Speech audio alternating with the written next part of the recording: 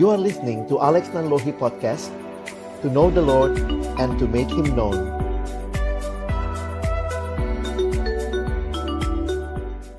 Mari kita tunduk kepala, kita berdoa sebelum membaca merenungkan firman-Nya. Kami datang dalam ucapan syukur di hari perhentian yang Kau berikan kepada kami.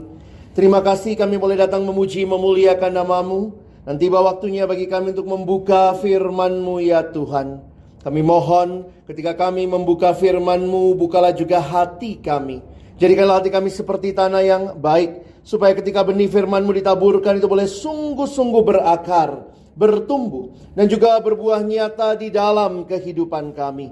Berkati baik hamba-Mu yang menyampaikan, semua kami yang mendengar, Tuhan tolonglah. Agar kami bukan hanya menjadi pendengar firman yang setia, tapi mampukan dengan kuat kuasa, pertolongan dari Roh-Mu yang kudus, kami dimampukan menjadi pelaku-pelaku firman-Mu di dalam kehidupan kami, di dalam keseharian kami. Bersabdalah ya Tuhan, kami umat-Mu sedia mendengarnya. Di dalam satu nama yang kudus dan berkuasa, nama Tuhan kami Yesus Kristus, Sang Firman yang hidup, kami menyerahkan pemberitaan firman-Mu. Amin. Silakan duduk. Shalom. Selamat sore jemaat Tuhan yang dikasihi oleh Yesus Kristus. Kita bersyukur kesempatan ini Tuhan berikan bagi kita sama-sama beribadah. Ini bukan sekadar mengulang hari Minggu yang lalu, kita kembali lagi minggu ini, tapi setiap kesempatan menjadi kesempatan yang indah Tuhan menyapa kita. Bapak Ibu Saudara sekalian, ada pepatah mengatakan tak kenal maka tak sayang ya. Sudah kenal sih belum tentu disayang. Saya perkenalan dulu, saya Alex Nanlohi. Saat ini saya melayani bersama dengan pelayanan siswa mahasiswa di Jakarta dengan lembaga pelayanan perkantas. Dan saya juga melayani di beberapa gereja dalam panggilan saya sebagai seorang pendeta. Nah, terima kasih buat hamba Tuhan, majelis yang juga boleh memberi kesempatan ini. Sama-sama kita boleh merenungkan firman Tuhan. Saudara, tema kita hari ini adalah buah Injil. Dan kalau saudara melihat, ini adalah satu bagian yang ada di dalam Alkitab kita, yang akan saya ajak kita renungkan hari ini. Kita akan melihat di dalam kitab Kolose, pasal yang pertama, ayat yang ketiga sampai dengan ayat yang keenam. Bapak Ibu Saudara, saya sudah menuliskan ayatnya, kalau mungkin bisa terbaca di depan. Kalau tidak, silakan Bapak Ibu boleh membuka kitab suci, handphone suci ya, semua yang lain supaya bisa kita ikuti. Mari kita baca bergantian. Saya akan mulai membaca ayat yang ketiga. Mohon Bapak Ibu Saudara membaca ayat yang keempat. Selanjutnya bergantian sampai dengan ayat yang keenam.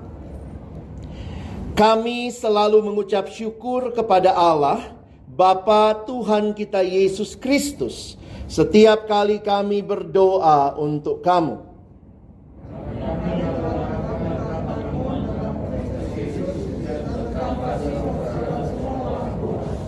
Oleh karena pengharapan yang disediakan bagi kamu di sorga, tentang pengharapan itu telah lebih dahulu kamu dengar dalam firman kebenaran, yaitu Injil.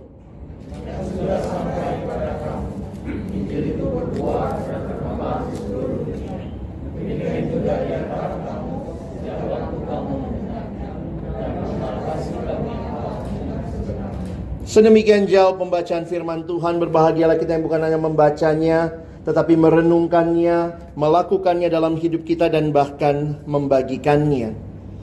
Bapak Ibu Saudara yang dikasihi Tuhan, kalau kita berbicara tentang kekristenan, tentang kehidupan Kristen, apa yang terpikirkan?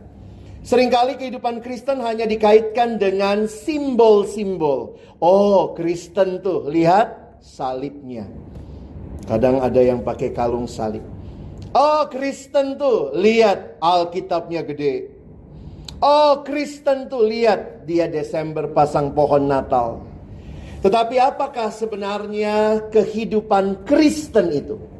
Hari ini saya ingin mengajak saudara untuk melihat bersama-sama apa yang firman Tuhan sampaikan dalam konteks kita mengerti tentang apa artinya menjadi seorang Kristen di dalam kehidupan kita.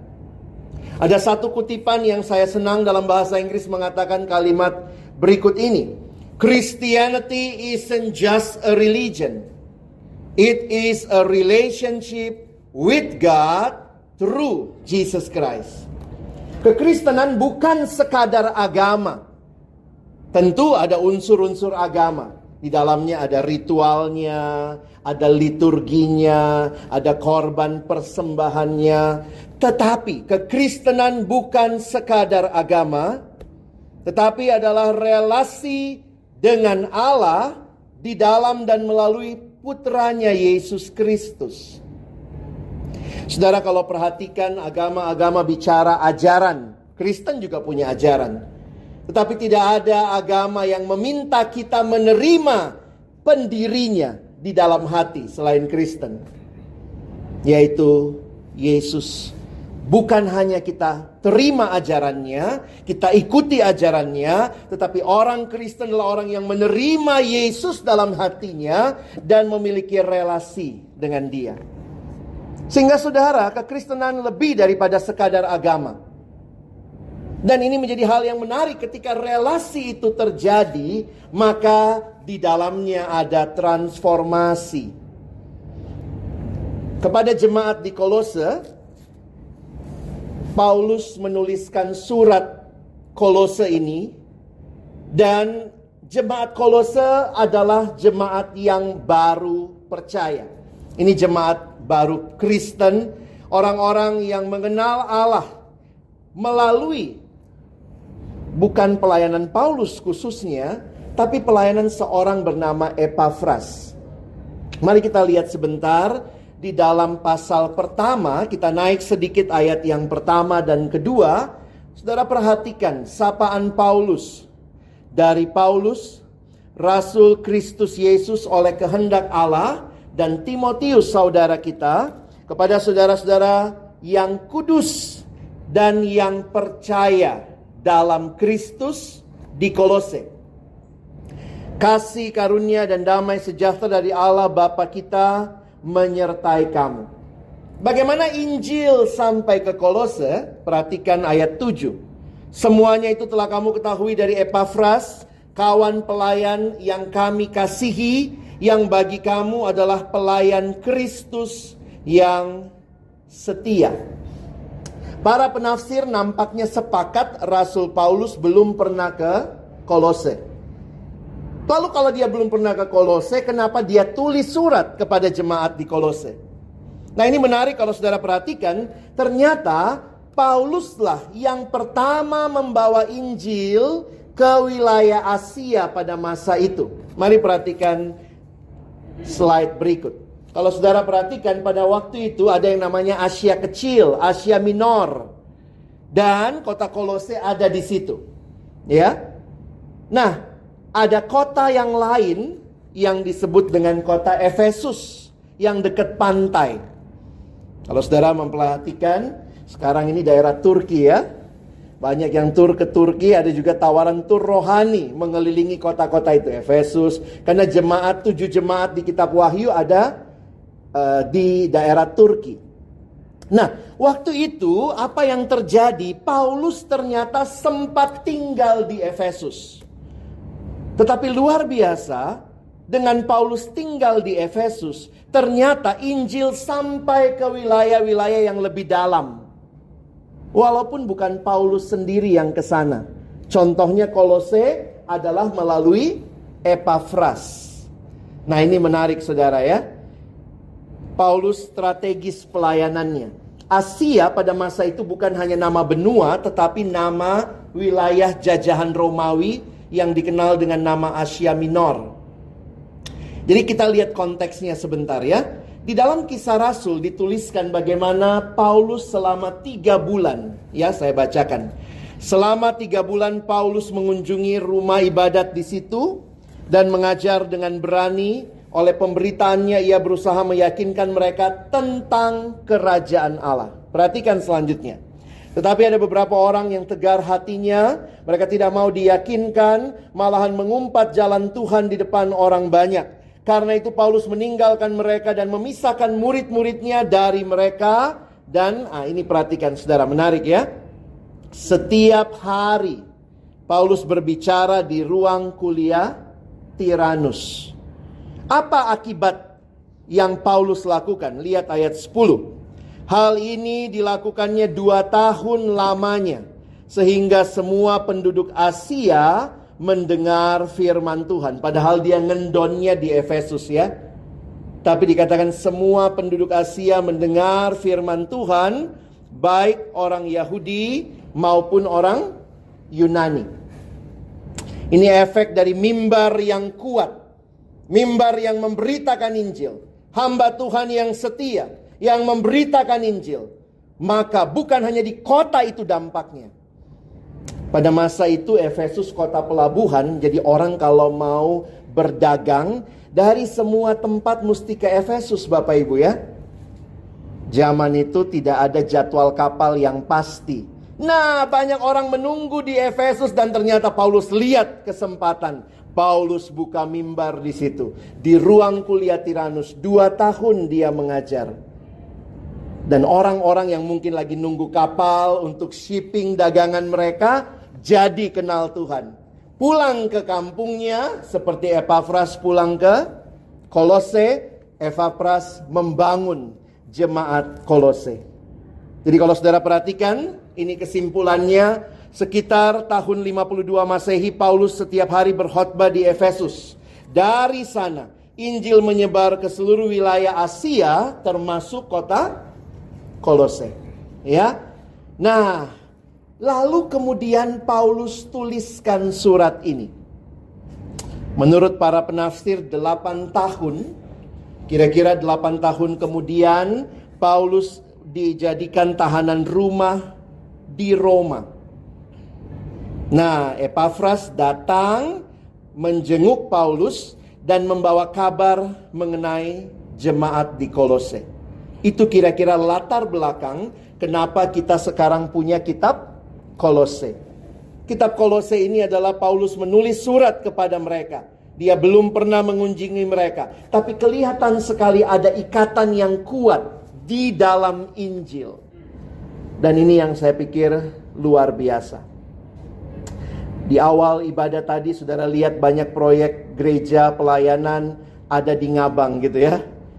Ada saudara yang sudah ke sana? Ada, tapi ada yang belum ya. Tapi kok bisa ikut berasa ada ikatan begitu ya. Lihat tadi STT Makedonia, karena berita Injil menyatukan orang dari berbagai latar belakang dengan satu tujuan, Injil diberitakan, Kristus ditinggikan. Jadi bukan masalah pernah ketemu saja. Tentu kalau sudah pernah ketemu jadi lebih akrab saudara ya. Tetapi tanpa bertemu pun disatukan oleh Injil Kristus. Ini menjadi hal yang menarik. Nah, sekarang saya mau ajak saudara melihat apa yang Paulus syukuri tentang jemaat Kolose. Sebuah jemaat yang dia belum pernah ke sana, tetapi pasti ada dalam doanya, pasti ada dalam pikirannya. Karena itu dia tulis surat. Maka saudara perhatikan ucapan syukur yang kita baca tadi. Kami selalu mengucap syukur kepada Allah, Bapa Tuhan kita Yesus Kristus, setiap kali kami berdoa untuk kamu.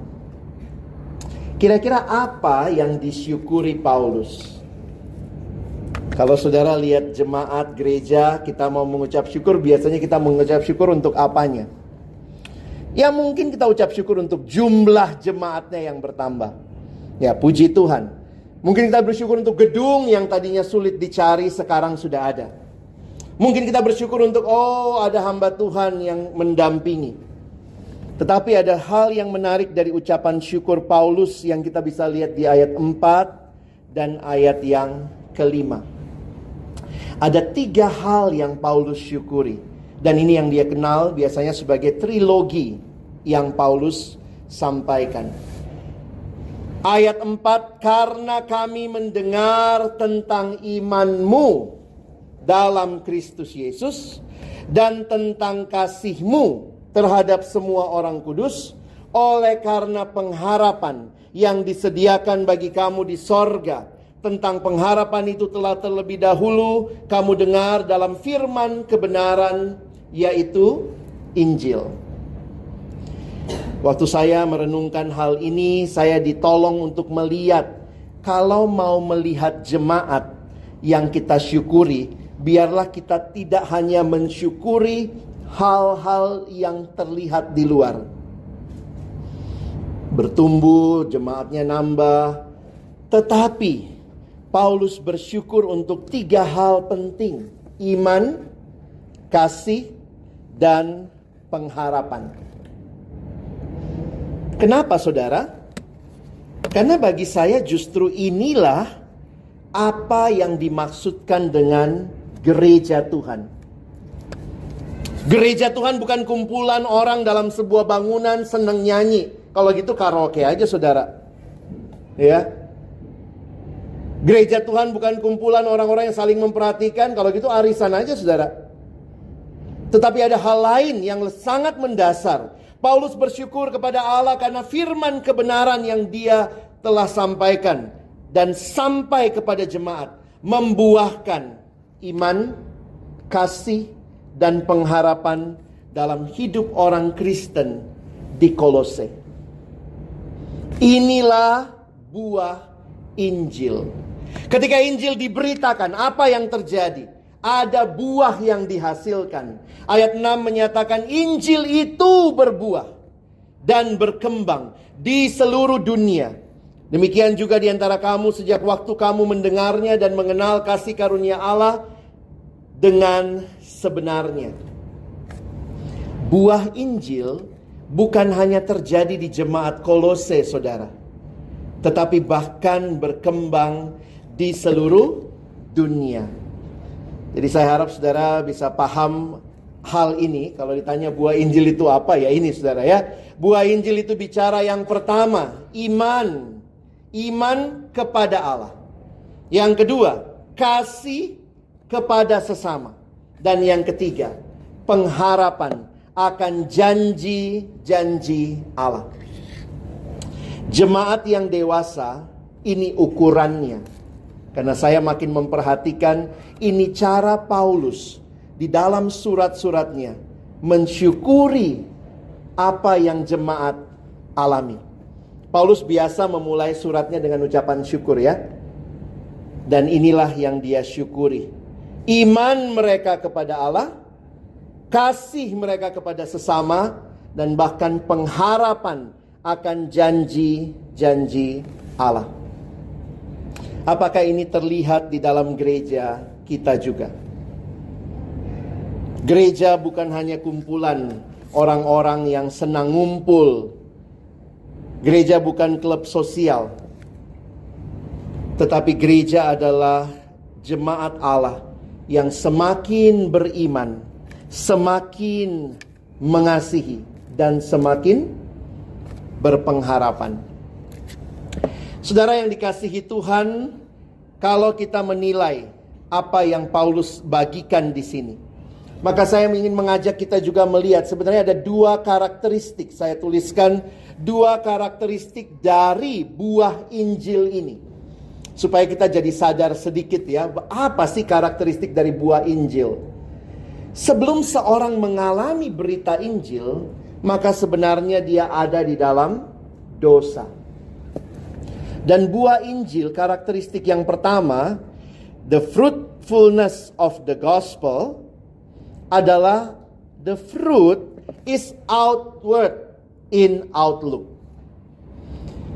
Yang namanya berita Injil yang dialami akan berbuah kita keluar, bukan fokus pada diri. Sebenarnya dalam dosa, manusia itu fokusnya sama diri sendiri. How do you spell sin? S-I-N. Ada yang bilang, what is sin? Sin is the I in the center. Akulah yang paling utama. Di dalam dosa manusia menjadikan dirinya lah segala-galanya. Boro-boro bukan Tuhan, bukan sesama, tapi aku. Tetapi ketika orang mengalami Injil, maka perhatikan, ketika dosa orang itu hanya titiriri, saudara ya. Dalam dosa itu kita titiriri, mati-matian untuk diri sendiri. Tetapi Injil itu membawa kita punya outward looking. Faith, iman itu memandang kepada Allah, keluar. Love, memandang kepada sesama, keluar. Dan pengharapan pun berharap kepada janji-janji Allah yang bahkan belum terjadi. Because we look to the future. Ini membedakan sekali. Kalau kita masih hidup di dalam dosa, it's all about me. Tetapi di dalam berita Injil yang dialami, didengar, dipercaya, mengubahkan, maka buahnya is not inward looking, but outward looking. Saudara, kita makin seperti ini enggak ya? Atau jangan-jangan ke gerejanya iya, tapi titiririnya enggak habis-habis juga gitu ya? Tetap aja hidup bagi diri sendiri. Saya pikir dengan demikian berarti belum terjadi. Kalau saudara mau agar hidupmu boleh mengalami berita Injil itu, maka ini buahnya. Outward looking. Yang kedua, kalau saudara perhatikan karakteristik dari buah Injil ini bukan semata-mata pekerjaan kita. Betul? This fruit is supernatural in source. Sumbernya itu dari Allah, bukan dari diri kita. Jujur deh ya, mari kita coba apa? Jujurly speaking. Siapa di sini yang sudah merasa, wah saya sudah cukup beriman, saya sudah cukup mengasihi, saya sudah cukup berpengharapan. Apalagi waktu kita masih di dalam dosa, saudara, it's all about me. Sehingga ini bukan hal natural dalam hidup kita. Dulu saya cinta diri, sekarang saya cinta Tuhan. Jangan pikir itu karena usaha kita.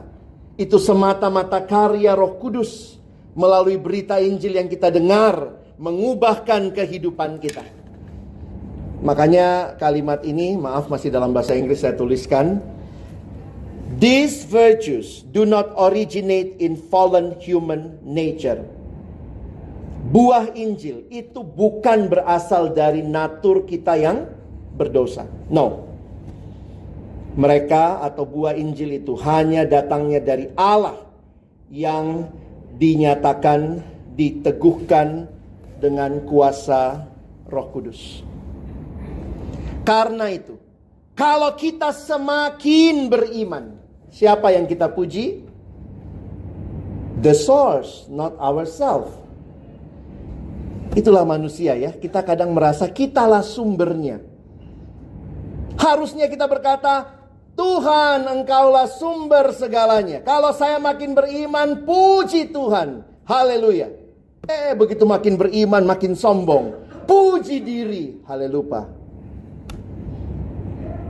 Makin mengasihi. Siapa yang harus dipuji? Puji Tuhan. Makin berpengharapan. Siapa yang dipuji? Harusnya Tuhan.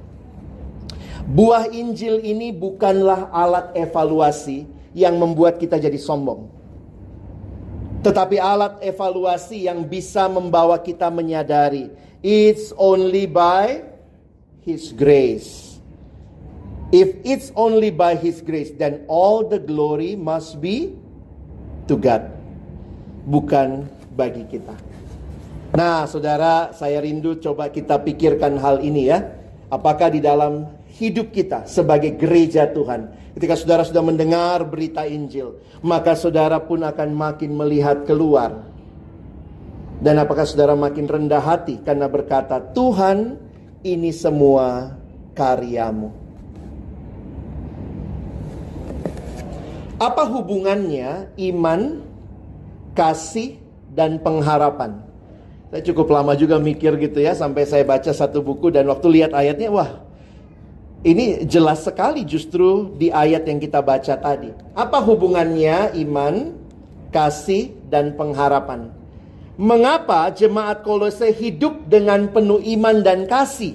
Jawabannya adalah karena pengharapan yang disediakan bagi mereka. Coba saudara lihat ayatnya ya. Saya harap kita jadi paham ayat-ayat firman Tuhan yang indah.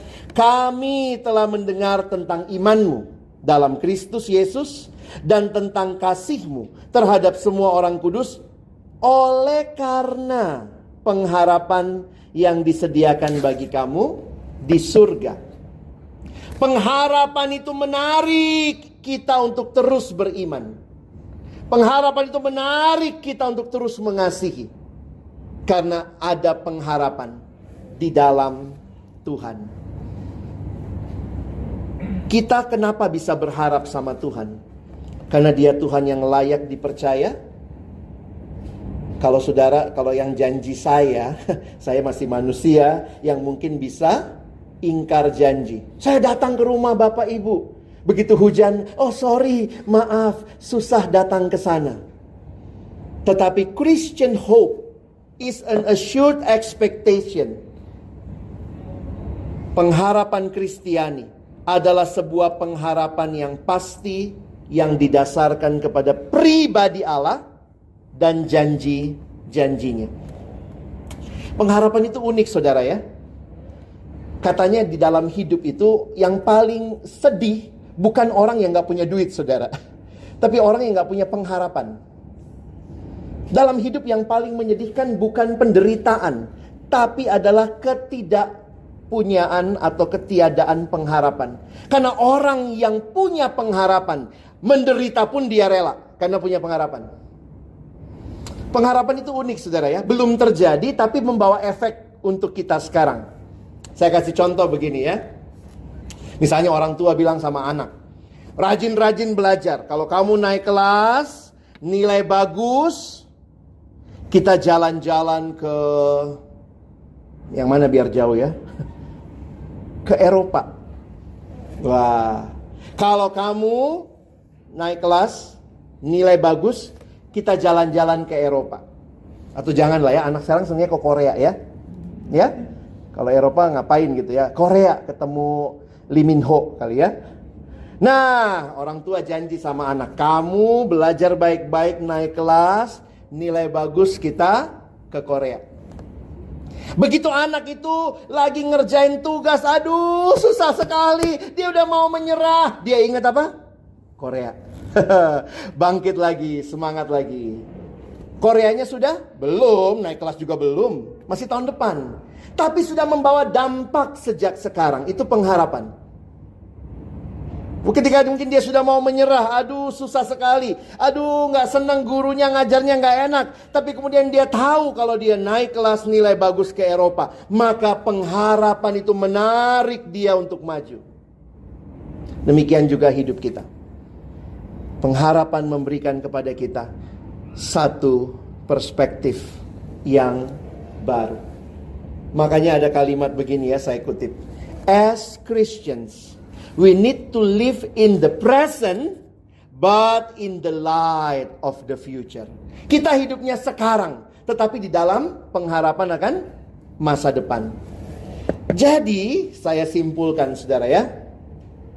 Pada dasarnya, iman, kasih, dan pengharapan bertumbuh dalam hati orang-orang melalui firman kebenaran dari Allah.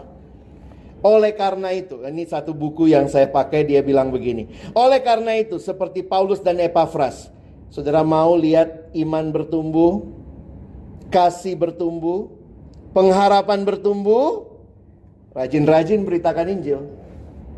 Karena itu buah dari Injil. Gereja lahir, buah dari Injil. Di mana Injil menerobos hati manusia, membawa setiap orang yang tadinya begitu cinta diri, sekarang punya cinta kepada Allah, cinta kepada sesama, dan punya pengharapan yang kekal. Saudara mau makin banyak orang mengalami 3 hal ini, iman, harap, kasih, maka saudara dan saya harus terus memberitakan Injil. Mimbar ini harus memberikan pengajaran yang benar. Karena dari kebenaran firman Allah itulah bertumbuh iman, kasih, dan pengharapan. Karena itu, itulah yang Paulus ucap syukur. Paulus sudah beritakan Injil. Epafras dengar, Epafras bawa balik ke Kolose. Di Kolose Injil diberitakan, gereja terbentuk, terlihatlah iman, terlihatlah kasih, terlihatlah pengharapan. Makanya dia katakan, aku bersyukur. Paulus bukan bilang puji diri, aku loh pencetusnya. Paulus gak bilang puji Epafras, dia loh yang bawa Injil ke kamu. Tapi terpujilah Allah dan Bapa Tuhan kita. Lihat ayat 3 tadi. Kalau kamu sekarang dinilai orang, bahkan kamu sudah begitu lupa jadi teladan. Karena punya iman, kasih, pengharapan, itu semua all by His grace. Saudara, gereja saudara adalah gereja reformasi. Semboyan reformasi salah satunya sola scriptura. Firman menjadi dasar. Dan kalau firman terus diberitakan, saya percaya terus akan ada jemaat yang makin beriman, makin mengasihi, dan makin berpengharapan. Bahkan bukan hanya itu. Saat yang sama ada sekolah minggu di situ ya. Kenapa? Anak kecil pun butuh. Gereja itu bukan cuma buat orang gede. Makanya yang masih punya anak di rumah bawa ya. Punya cucu gitu ya. Supaya mereka kenal firman Tuhan dari kecil. Kalimat dari pendeta John Piper, it is the biblical duty of every generation of Christians to see to it that the next generation hears about the mighty acts of God. Setiap kita, generasi kita, rambut yang sudah memutih, pastikan anak-anak kita kenal Tuhan. Cucu kita kenal Tuhan. Tetangga kita, orang-orang yang dekat dengan kita, sanak saudara kita. It's biblical duty. Ini tugas Alkitabiah. Bukan cuma saya yang menikmati, tetapi bagaimana memastikan the next generation hears about the mighty acts of God. Dalam satu perenungan saya menuliskan begini. Warisan terbaik bagi generasi muda adalah teladan yang baik dari generasi yang lebih tua. Saudara, bagaimana mewariskan iman? Gimana ya? Bapak Ibu mungkin udah siapin warisan buat keluarga ya, buat anak, biaya studi segala macam. Gimana mewariskan iman ya? Sebuah kalimat mengatakan begini. Anda tidak dapat melihat iman, tetapi Anda dapat melihat jejak kaki orang-orang beriman. Karena itu kita harus meninggalkan jejak kaki orang beriman untuk diikuti orang lain. Pastikan Bapak Ibu, anak-anak kita, keluarga kita melihat kita yang mengaku beriman. Setiap keputusan yang kita ambil, setiap perbuatan yang kita lakukan, kiranya menjadi sebuah display. Ini loh hidup beriman. Kita gak bisa wariskan iman kayak kita taruh di deposito. Ini ya iman ya. Tapi anak-anak akan melihat dari apa yang Bapak Ibu pikirkan, apa yang Bapak Ibu katakan, apa yang Bapak Ibu putuskan sebagai orang-orang yang sudah hidup di dalam Tuhan. Saudara, saya menutup dengan doa Paulus. Doanya biasanya ada bagian ucapan syukur, lalu ada bagian doa. Itu kebiasaan Paulus ya, di awal-awal surat ada bagian ucapan syukur dan ada bagian doa. Kira-kira apa doanya? Kita lihat ayat 9. Sebab itu, sejak waktu kami mendengarnya, kami tiada henti-hentinya berdoa untuk kamu. Kami meminta supaya kamu menerima segala hikmat dan pengertian yang benar untuk mengetahui kehendak Tuhan dengan sempurna. Menarik ya? Supaya kamu mengerti kehendak Tuhan dengan sempurna. Saya lanjutkan, saudara lihat ayat 10. Sehingga hidupmu layak di hadapannya, serta berkenan kepadanya dalam segala hal. Kamu memberi buah dalam segala pekerjaan yang baik, dan bertumbuh dalam pengetahuan yang benar tentang Allah. Saudara perhatikan, tujuan kita tahu kehendak Allah, kalau lihat yang Paulus tulis, supaya kita hidup layak di hadapan Tuhan. Supaya kamu makin beriman, ya supaya kamu bisa hidup layak di hadapan Tuhan. Makin tahu apa yang Tuhan mau, makin hidup sesuai yang Tuhan mau, itulah hidup yang layak di hadapan Tuhan. Saudara, saya mengutip ayat 10 ini. Mari lihat sebentar sebuah terjemahan Alkitab bahasa sehari-hari. Namanya Firman Allah yang hidup, ya. Ada satu versi itu. Dia menerjemahkan ayat 10 begini. FIYH, Firman Allah yang hidup.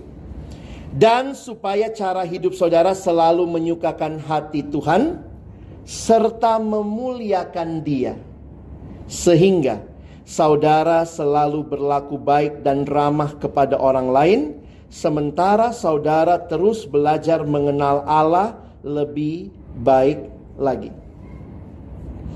Secara sederhana, ayat ini mau bilang apa? Kita harus hidup makin menyukakan hati Tuhan. Bagaimana caranya? Kita harus kenal Dia terus. Kita harus bertumbuh di dalam kebenaran. Itu sebenarnya iman. Ya. Dan supaya kamu berlaku baik dan ramah kepada orang lain. Itu apa? Kasih. Ayat ini menggemakan lagi. Yang Paulus doakan, jemaat makin hidup layak di hadapan Allah, makin hidup mengasihi sesama, itu iman dan kasih. Dua ayat terakhir kira-kira apa? Ayat 11, 12 bicara pengharapan. Nanti Bapak Ibu lihat ayatnya ya. Apa yang Paulus syukuri? Iman, kasih, pengharapan. Apa yang Paulus doakan? Iman, kasih, dan pengharapan. Gereja, orang percaya, bukan sekadar masalah gedung, bukan sekadar masalah jumlah, tetapi apakah punya iman, kasih, dan pengharapan. Dan itu yang Paulus syukuri, itu yang Paulus doakan, dan karena itulah firman diberitakan supaya ada hidup seperti itu. Miliki komitmen untuk terus bertumbuh, saudara. Bagaimana bertumbuh? Pendeta John Stott mengatakan 3 hal Tuhan kasih sama kita. Tuhan kasih Roh Kudus, diam di hati kita. Roh Kudus itu gak keluar masuk, saudara ya. Setiap kita yang percaya, Roh Kudus diam di hati. Ada yang bilang, gereja sana Pak, bikin baptisan Roh Kudus. Udah terima Yesus tapi disuruh baptis Roh Kudus. Oh, saudara, aneh itu. Allah kan Tritunggal, masa terima Yesus Roh Kudus ketinggalan di luar? Nanti masuk belakangan. Nggak ada.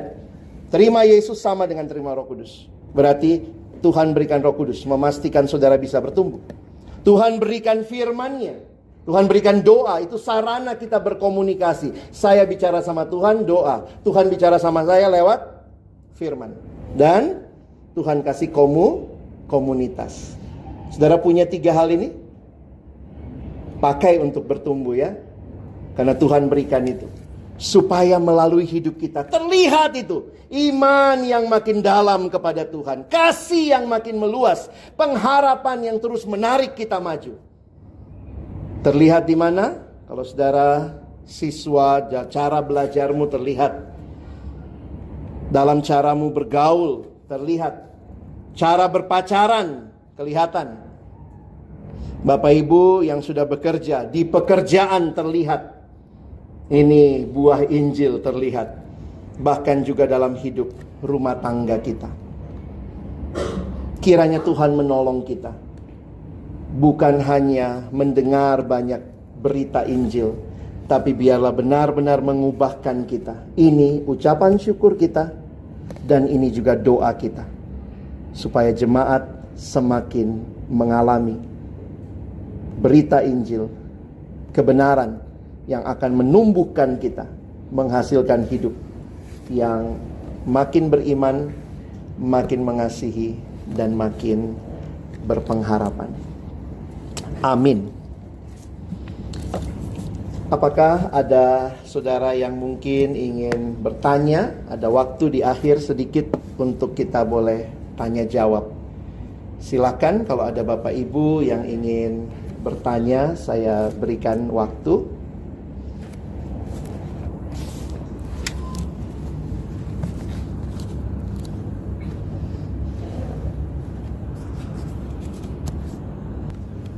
Kembali bersyukur ya Tuhan buat kesempatan ini. Tuhan menyapa kami dengan firman-Mu, mengingatkan hal-hal mendasar di dalam hidup kami, baik secara pribadi maupun sebagai jemaat Tuhan. Kerinduan kami, agar kiranya melalui hidup kami, benar-benar nyata kuasa Injil yang telah mengubahkan itu. Hamba-Mu berdoa bagi Bapak Ibu, Saudara, jemaat Tuhan di tempat ini, agar kiranya kami makin dalam di dalam iman kami kepada Kristus. Kami makin hidup mengasihi, bukan hanya dalam perkataan tapi juga dalam tingkah laku perbuatan. Sebagai jemaat kami saling menanggung beban satu sama lain, kasih yang nyata bukan wacana.